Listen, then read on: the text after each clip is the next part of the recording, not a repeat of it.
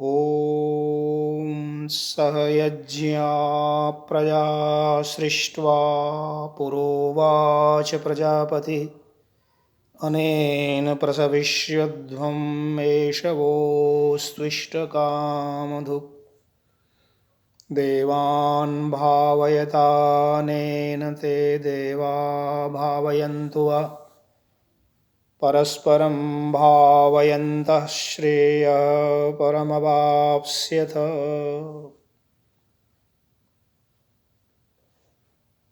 भगवद गीता के इन श्लोकों में यज्ञ की महिमा का वर्णन है। जब प्रजापति ने सृष्टि को उत्पन्न किया तो सभी प्रजाओं को प्रजापति का आदेश हुआ कि सभी यज्ञ करें।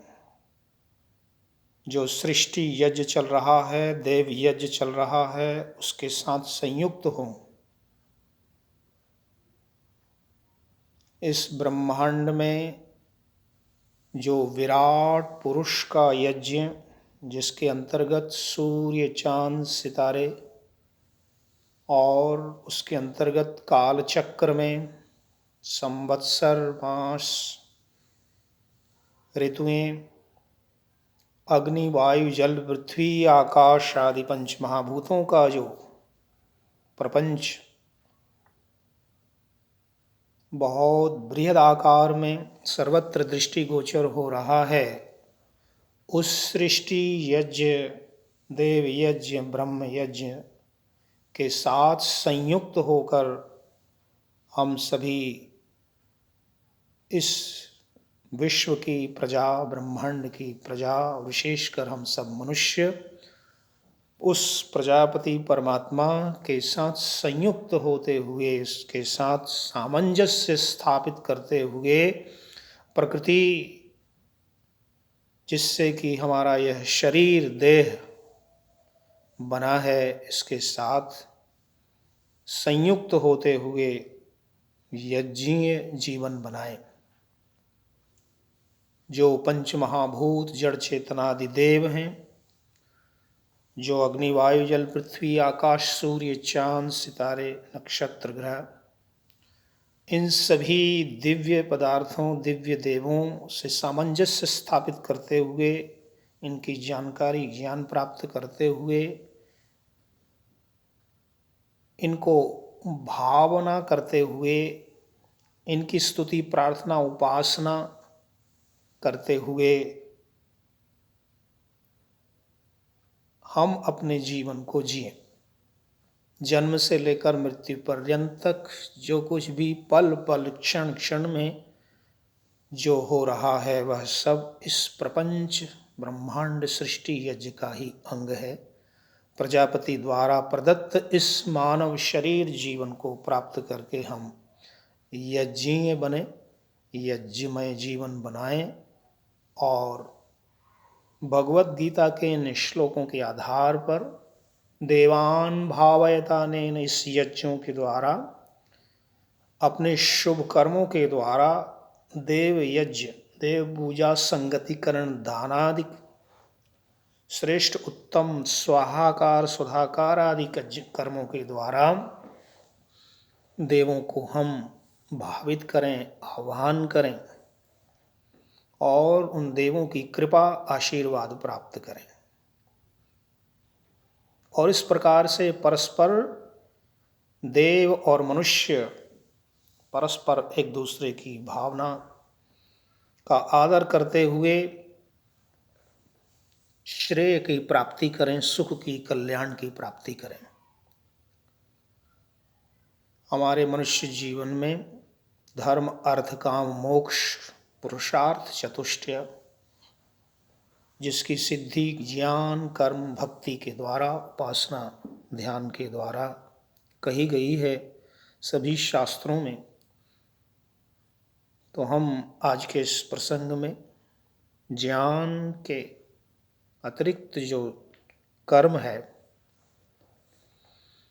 उसमें भी जो श्रेष्ठतम कर्म यज्ञ जिसको कहा गया है सभी शास्त्रों में, तो वेद आदि शास्त्रों के माध्यम से उस यज्ञ की महिमा पर प्रकाश डालते हैं।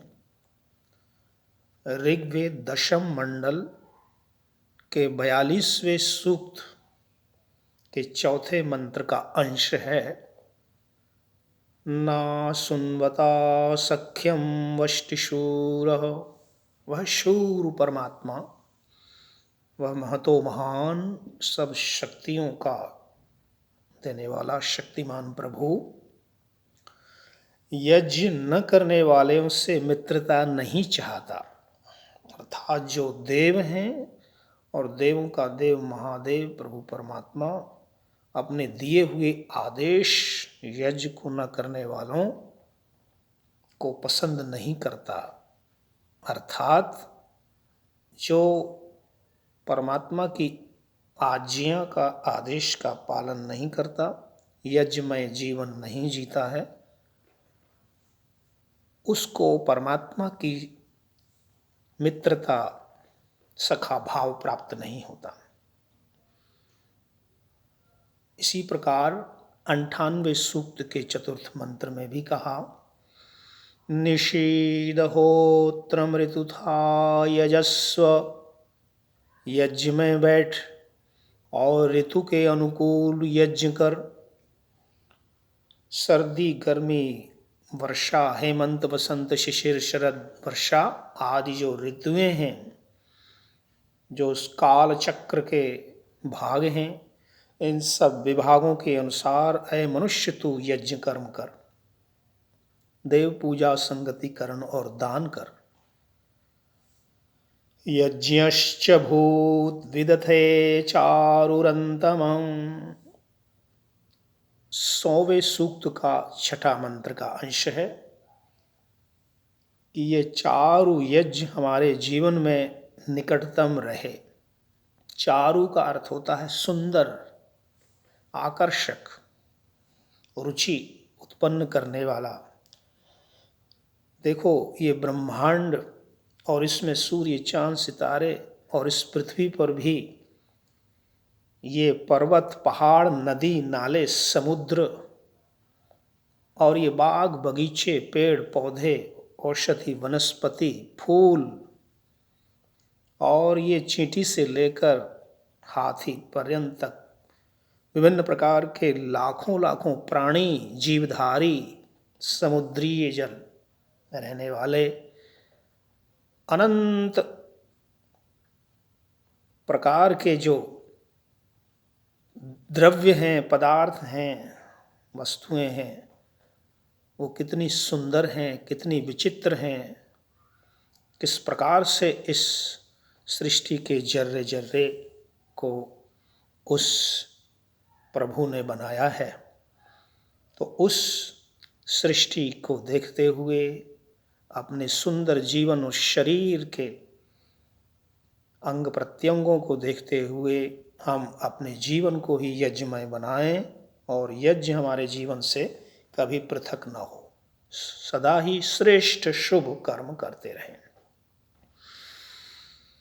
ना ब्रह्मा यज्ञरिधक जोषतित्वे। ये 105वें सूक्त का 8वां मंत्र है कि न अब्रह्मा, ब्रह्मा रहित यज्ञ अलग पढ़कर भी प्रभु को प्रिय नहीं होता। विद्वानों से रहित विवेकी और पुरोहित, ऋत्विज, अध्वर्यु, होता, ब्रह्मादि बिना विद्वानों के, बिना ब्राह्मणों के यज्ञ जो है अलग थलग पड़ जाता है, उसकी शक्ति कम हो जाती है। तो उसमें विद्वानों से संयुक्त करना चाहिए, ब्रह्मा यज्ञ का होना चाहिए। बिना ब्रह्मा के यज्ञ अशोभनीय है। अरम कृण्वन्तु वेदिं समग्निं इंधतां पुरः। 170वें सूक्त का चौथा मंत्रांश कि यज्ञ वेदी को अलंकृत करो, अग्नि प्रज्वलित करो। यज्ञ का स्थान शुद्ध पवित्र हो, यज्ञ की वेदी आकर्षक हो, उसको हल्दी कुमकुम मैदा आदि और कदली दल आम्र पल्लव और ध्वजा पताकाओं से अलंकृत करें, सजाएं, श्रृंगार रहितम विनाशकृत। सबसे श्रेष्ठतम कर्म यज्ञ है, उसको करते हुए श्रेष्ठतम वस्तुओं का प्रयोग करें, श्रेष्ठतम सामग्रियां, श्रेष्ठतम पदार्थ, खाद्य पदार्थ, श्रेष्ठतम मिष्ठान्न आदि सभी, स्थाली पाक आमिक्षा आदि सब श्रेष्ठ होना चाहिए। तो यज्ञ वेदी को अलंकृत करने का विधान वेदों में। अतमेरुर्यज्ञ, यह यजुर्वेद का प्रथम अध्याय का 23वें मंत्र का अंश है। इसका अर्थ होता है यज्ञ ग्लानि मिटाने वाला है। यज्ञ करने से हमारी आत्मग्लानि, हमारी हीनता दूर होती है, हमारे अंदर एक हौसला, हमारे अंदर एक उत्कंठा, आकांक्षा और सकारात्मक भावना उत्पन्न होती है।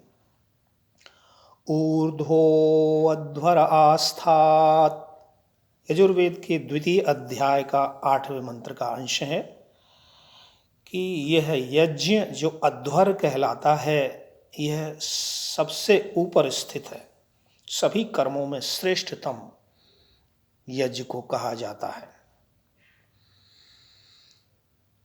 और दूसरा अर्थ इसका है कि यज्ञ, यज्ञवेदी, यज्ञ का स्थान सबसे ऊंचा होता है, सबसे ऊंचा यज्ञवेदी, यज्ञकुंड, हवन वेदी अग्नि का स्थान, उससे नीचे ब्रह्मादि ऋत्विजों का स्थान और उससे नीचे यजमानों के स्थान होते हैं। यज्ञस्य शिवे संतिष्ठस्व, यजुर्वेद के द्वितीय अध्याय का ही 14वां मंत्र कि यज्ञ के शिव कर्म में संलग्न हो। शिवे संतिष्ठस्व, शिव कहते हैं कल्याण का। यज्ञ में जो कल्याण की भावना रखें और कल्याण चाहते हुए पूर्ण संकल्प व्रत उपवास पूर्वक सच्ची भावना से कर्म करें। मेधायै मनसे अग्नये स्वाहा, यजुर्वेद चतुर्थ अध्याय का 7वां मंत्र, मेधा से, मन से अग्नि का स्तवन आह्वान पूजन करें। स्वाहाकार द्वारा अग्नि में आहुति देते हुए अपनी मेधा को जागृत करें, मनोबल को प्राप्त करें, बुद्धि और मनोबल, मन की शक्ति को तीव्र करें। दीक्षायै तपसे अग्नये स्वाहा, दीक्षा और तपोबल के लिए हम अग्नि में आहुतियां देते हैं। गभीरमिमध्वरम कृधि, यज्ञ को गंभीर बनाइए, यज्ञ को ऐसे ही सामान्य ढंग से न लें, अपितु इसको धीरतापूर्वक, गंभीरतापूर्वक संपादित करें। यज्ञो देवानां प्रत्येति सुम्नम, यजुर्वेद 8वें अध्याय का 4th मंत्र, यज्ञ विद्वानों को सुख पहुंचाता है। अर्थात यज्ञ से विद्वानों का सम्मान होता है, विद्वान अपना आशीर्वाद, अपना ज्ञान की वर्षा करते हैं और अपने मंत्र बल से, अपने पुण्य कर्म से, संपादन से और सभी को आनंदित कर देते हैं। प्रजानन यज्ञम उपायाहि विद्वान, हे विद्वान तू यज्ञ के लाभ जानता जनाता हुआ यज्ञ कर। विद्वानों का भी काम है यज्ञ के अंग प्रत्यंग सभी क्रियाओं को, अनुष्ठानों को जनाते हुए, बताते हुए समझाते हुए समझते हुए यज्ञ करें। अग्नये गृहपतये स्वाहा, इसका अर्थ है कि गृह रक्षक यज्ञ अग्नि में आहुति दीजिए। घर की रक्षा करने वाला यज्ञाग्नि गृह में स्थापित करो। हर घर के अंदर यज्ञ की अग्नि प्रज्वलित रहे, निरंतर रूप से जलती रहे। प्रातः सायं दैनिक आहुतियाँ उसमें पड़ती रहें और निरंतर जलने वाला यज्ञ अग्नि गृह की रक्षा करता है, गृहपति यजमान की रक्षा करता है। सत्यासन्तु यजमानस्य कामा, यजुर्वेद 12वां अध्याय 44वां मंत्र। यजमान की कामनाएं पूर्ण होवें, पूर्ण करता है यज्ञ। सत्य वार्ग उनको पूरी तरह से शिव संकल्प को, इच्छाओं को, कामनाओं को पूर्ण करता है। सुब्रह्मा यज्ञ सुशमी वसूनाम, उत्कृष्ट ब्रह्मा वाला यज्ञ ऐश्वर्यों का सुकर्ता होता है। ये भी यजुर्वेद का मंत्र है। भद्रो नो अग्निराहुतः, यजुर्वेद 15वें अध्याय 38वें मंत्र में कहा, आहुति दिया हुआ यज्ञाग्नि हमारे लिए भद्र अर्थात कल्याण करने वाला होवे। स्वर्यन्तु यजमाना स्वस्ति, यजमान लोग स्वस्ति और मोक्ष को प्राप्त करें यज्ञ के द्वारा। तम लोकम पुण्यम प्रज्येशम यत्र देवा सहाग्निना, 20वें अध्याय का 25वां मंत्र। वह देश पुण्यवान है जहाँ विद्वान जन अग्निहोत्र करते हैं, कराते हैं। स्वाहा देवा अमृता मादयन्ताम, 20वें अध्याय का 46वां मंत्र। आहुति देने वाले विद्वान लोग अमर होकर आनंद लाभ करते हैं, दिव्यत्व देवलोक को प्राप्त करते हैं। अमृता अमर हो जाते हैं, मादयन्ताम आनंद में भर जाते हैं, प्रसन्न हो जाते हैं। तो यज्ञ को प्रसन्नता पूर्वक, आनंद पूर्वक, स्वाहा स्वाहाकार पूर्वक करें। देवानो यज्ञमृथा नयन्तु, विद्वान पुरोहित हमारे यज्ञ को ऋतुओं के अनुकूल चलाएं। किस समय पर, किस दिन में, किस मुहूर्त में, किस मास में कौन सा यज्ञ, कौन सा कर्म, कौन सा अनुष्ठान संस्कार कराना चाहिए, शास्त्रीय विधि विधानानुसार विद्वान लोग यज्ञों को करें, कराएं। आज होता हविषा मर्जयध्वम, सामवेद का मंत्र। अग्निहोत्र करो, हवि से पवित्रता लाओ अपने जीवन के अंदर, तन मन और आत्मा में, बुद्धि में पवित्रता का संपादन करो। अग्निहोत्र के द्वारा अग्नि के ताप से, धूम से, अग्नि के यजशेष घृत से, हवि से, प्रसाद से, प्रत्येक क्रिया से, कर्म से और विशेषकर मंत्रों के द्वारा उस जल से, पवित्र कलश के औषधि वनस्पति युक्त सोम आदि सुगंधित पौष्टिक रोगनाशक आरोग्यवर्धक सामग्रियों के द्वारा अपने जीवन को पवित्र बनाओ। इदम हावेर्यातु धानान नदी फेनमिवावह, अथर्ववेद का मंत्र है। ये जो हवि है, यज्ञ की सामग्रियां हैं, पवित्र पदार्थ हैं, ये सभी यातनादायक रोगों को बहा ले जाएं। किस प्रकार से? जैसे नदी में पानी का वेग आता है तो सभी कचरे को, सभी अशुद्धि को, झाग को, मैल को बहा कर ले जाता है और साफ सुथरा कर देता है। उसी प्रकार यज्ञ की ये हवियाँ, यज्ञ का ये धूम, यज्ञ का ये प्रकाश, ज्योति, गर्मी और यज्ञ का इसकी सुगंधिम पुष्टिवर्धनम, ये सब हमारे रोगों को, दुखों को, बीमारियों को और मैलों को, मलों को बहा ले जाएं, साफ कर दें। सम्यंचो अग्निम सपर्यत, सब मिल करके अग्निहोत्र किया करो, अथर्ववेद का संदेश है। कि सम्यंच सब चारों ओर बैठ करके और एक साथ मिलकर के स्वाहा स्वाहाकार की ध्वनि गुंजाते हुए मंत्रोच्चार पूर्वक अग्नि की उपासना करो। यस्य कृण्मो हविर्गृहे तमग्ने वर्धयात्वम्, जिसके घर में हम अग्निहोत्र करते हैं करें, उसे हे प्रभु तू बढ़ा।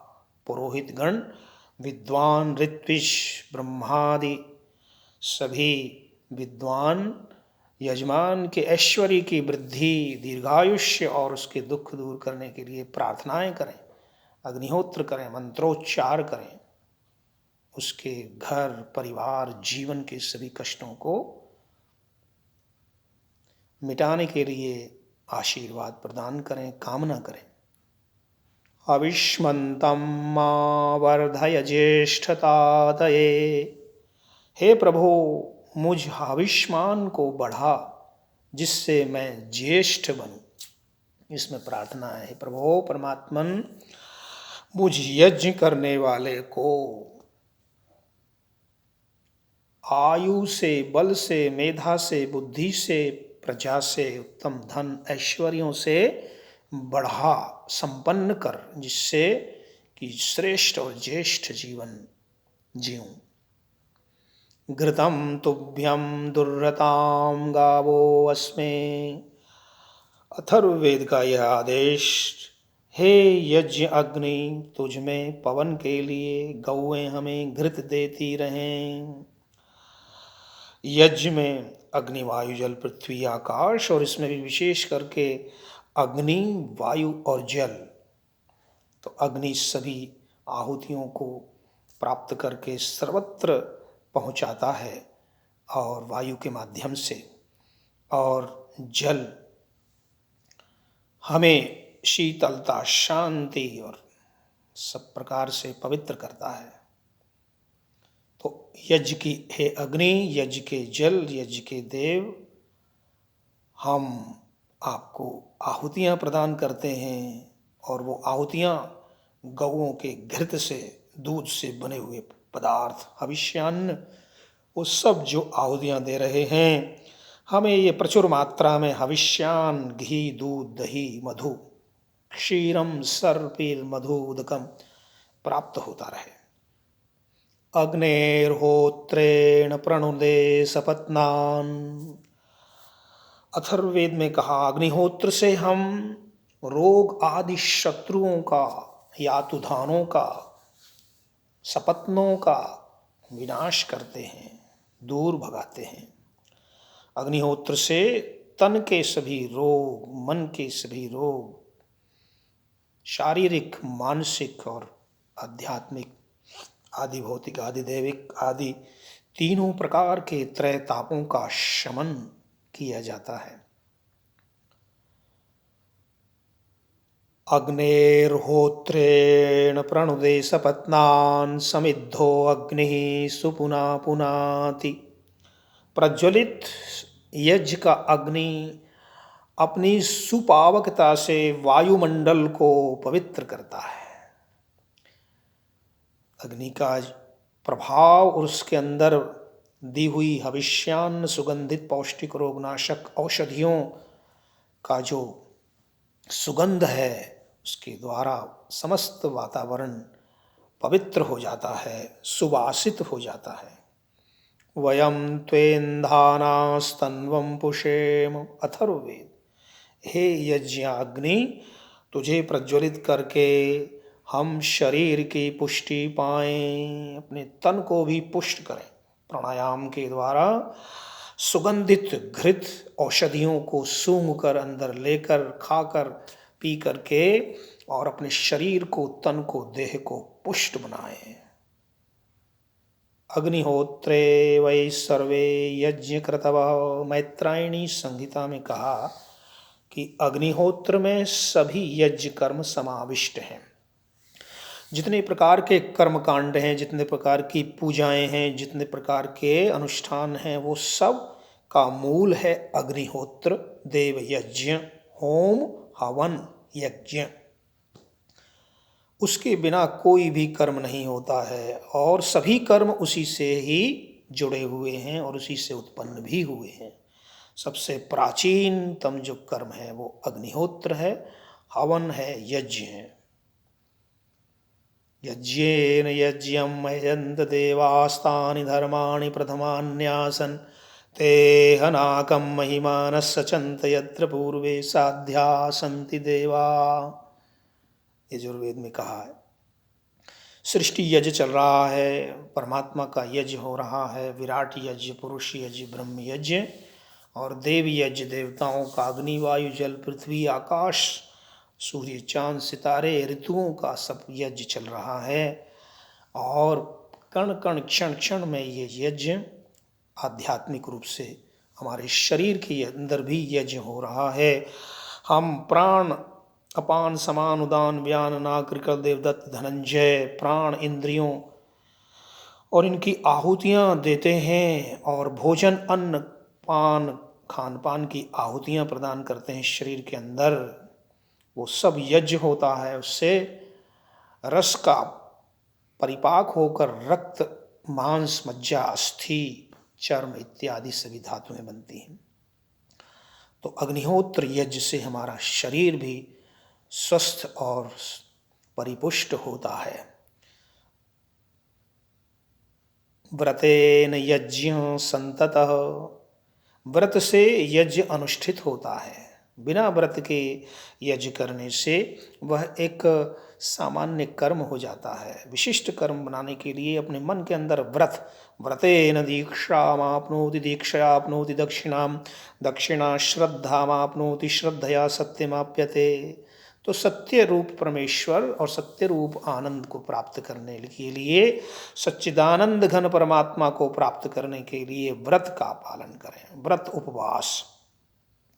व्रतेन दीक्षामाप्नोति दीक्षयाप्नोति दक्षिणाम दक्षिणा श्रद्धामाप्नोति श्रद्धया सत्यमाप्यते। तो ये क्रम है। व्रत से हम दीक्षित हो करके और श्रद्धा को प्राप्त करें, श्रद्धा से सत्य को प्राप्त करें। श्रवति वै यज्ञो असंस्थितः, अदृढ़ यज्ञ जो होता है वो चू जाता है, अर्थात यज्ञ में कोई न्यूनता नहीं होना चाहिए, कमी नहीं होना चाहिए। इसीलिए स्विष्टकृत आहुति प्रदान की जाती है कि उसमें कोई कमी और न्यूनता न रहे। यदस्य कर्मणो अत्यरीरिचम यद्वा न्यूनमिहाकरम अग्निष्टस्विष्टकृत विद्यात् सर्वं स्विष्टं सुहूतं करोतु मे अग्नये स्विष्टकृते सुहूतहुते सर्वप्रायश्चित्ताहुतीनां कामानां समर्धयित्रे सर्वान्नः कामान् समर्धय। इस प्रकार सभी कामनाओं की समृद्धि के लिए, सभी न्यूनताओं की निवृत्ति के लिए और पूर्ण सफलता के प्राप्ति के लिए यज्ञ में आहुतियाँ दी जाती हैं। स्विष्टकृत आहुति, सुइष्टकृत, अच्छी प्रकार संपादन करने के लिए, कमियों को न्यूनताओं को दूर करने के लिए। यज्ञो वै सुतर्मानौ, यज्ञ आसानी से भवसागर पार कराने वाली नौका है, नाव है। बोट, जिस प्रकार नाव होती है उसमें बैठ करके मनुष्य भवसागर तर जाता है, नदी को सागर को पार कर लेता है, उसी प्रकार से मनुष्य यज्ञ के रूपी नाव से दैवीम नावम आरुहेम, इस दैवी दिव्य यज्ञ रूपी नौका में बैठ करके आसानी से भवसागर, दुखों का सागर, जीवन का के अंदर आने वाले सभी प्रकार के विघ्न बाधाओं को तर जाता है और खुशी खुशी आनंद में अपने जीवन को देवों से यज्ञों से संयुक्त करके और हंसते खेलते हुए, हंसते मुस्कुराते हुए वह जीवन को पूर्ण कर लेता है। अग्निहोत्रे अश्वमेधस्याप्तिः, तो जो अग्निहोत्र करता है, सबसे पहला यज्ञ होता है अग्निहोत्र। इसलिए शास्त्रों में सर्वत्र और विशेषकर महर्षि दयानंद ने अपने ग्रंथों में सर्वत्र कहा है, अग्निहोत्र से लेकर अश्वमेध पर्यंत तक के विविध प्रकार के सैकड़ों प्रकार के यज्ञ याग आदि जो होते हैं उन सभी यज्ञों को करिए कराइए। तो अग्निहोत्र यदि सही ढंग से किया जाए, जो दैनिक कर्म है अग्निचयन अग्निहोत्र, उसको ही यदि ठीक ढंग से सीख लिया जाए, कर लिया जाए, तो वो भी अश्वमेध की सफलता का फल देने वाला होता है। ना दक्षिणेन यज्ञेन यजेत, और यज्ञ के अंदर दान दक्षिणा आदान प्रदान बहुत आवश्यक है। आगम्यताम भुक्षताम पीयताम आस्यताम, आइए पधारिए, भोजन कीजिए, लीजिए, ग्रहण कीजिए। फल फूल मिष्ठान खान पान के पदार्थ, अन्न वस्त्र जल द्रव्य इत्यादि की दान दक्षिणा पूर्वक भरपूर मात्रा में आदान प्रदान दक्षिणा का सम्मान करना चाहिए। बिना दक्षिणा के, बिना दान के वह यज्ञ सफल और सुफल नहीं होता है, पूर्ण नहीं माना जाता है। विच्छेत्स्यन्ते वा अदक्षिणा यज्ञा, जो अदक्षिणा यज्ञ होते हैं वो विच्छेत्स्यन्ते, यजमान के कामनाओं का छेद कर देते हैं। यजमान की जो इच्छाएं हैं उनकी पूर्ति में, जैसे घड़े में पात्र में छेद होने पर वह किसी कार्य का नहीं, इसी प्रकार छिद्र बन जाता है, दोष बन जाता है, उसके सब अच्छाइयाँ चू जाती हैं और यज्ञ में सफलता प्राप्त नहीं होती, कामनाओं की पूर्ति नहीं होती है। हविषि हवा आत्मा यज्ञस्य, ये हवियाँ, ये पदार्थ, ये औषधियाँ, सामग्रियाँ, पुष्टिकारक, रोगनाशक, आरोग्यवर्धक और मिष्ट प्रकार के जो श्रेष्ठतम पदार्थ हैं, घृत आदि उत्तम, क्षीरम सर्पी मधुदकम, ये सभी पदार्थ जब अच्छी तरह से प्रयुक्त किए जाते हैं, यज्ञ में अच्छी तरह से होमे जाते हैं, यथास्थान विधिवत मंत्रोच्चारण पूर्वक और प्रार्थनाओं के माध्यम से जब विधि विधान से इन पदार्थों का होम किया जाता है, यज्ञ किया जाता है, तो यही उसकी आत्मा है, यही सफलता का द्योतक है। इसलिए कहा यज्ञो वै श्रेष्ठतमं कर्म, यज्ञ ही श्रेष्ठतम कर्म है। यजुर्वेद के प्रथम मंत्र में कहा विषेत्वोर्ये त्वावायवस्थदेवो सविता प्रार्पयतु श्रेष्ठतमाय